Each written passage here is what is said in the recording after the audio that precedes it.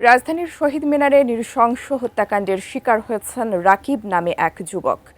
বিশ্ববিদ্যালয় এলাকায় এমন ঘটনায় রাজধানীর আইনশৃঙ্খলা পরিস্থিতি নিয়ে প্রশ্ন উঠছে।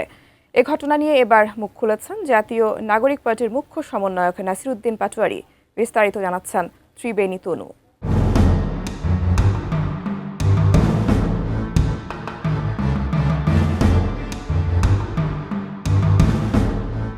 রবিবার রাতে রাজধানীর কেন্দ্রীয় শহীদ মিনার এলাকায় রাকিব নামে এক যুবককে গুলি ও ছুরিকাঘাত করা হয়।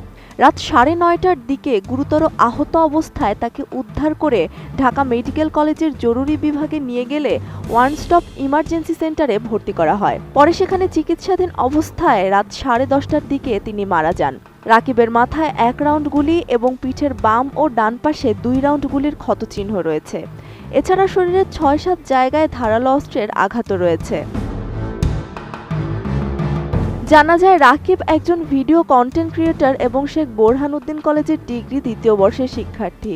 তার বাসা পুরান ঢাকার নিমতলিতে। বাবার নাম তরিকুল ইসলাম খোকন।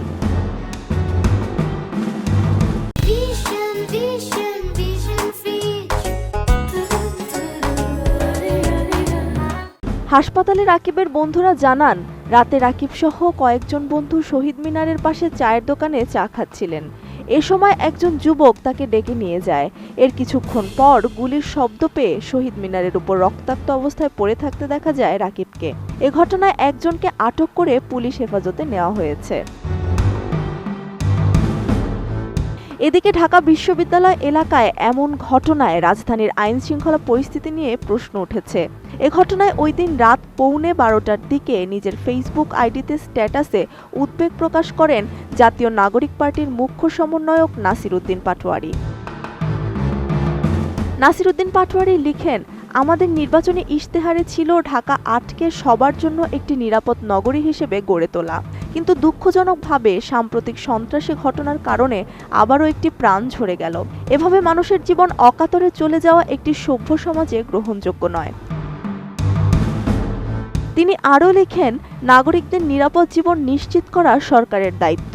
আমি সরকারের প্রতি জোর আহ্বান জানাচ্ছি, ঢাকা 8 সহ সমগ্র বাংলাদেশে আইনশৃঙ্খলা পরিস্থিতি দ্রুত শক্তিশালী করে মানুষের নিরাপত্তা নিশ্চিত করা হোক। ত্রিবেণী তনু, ATN নিউজ।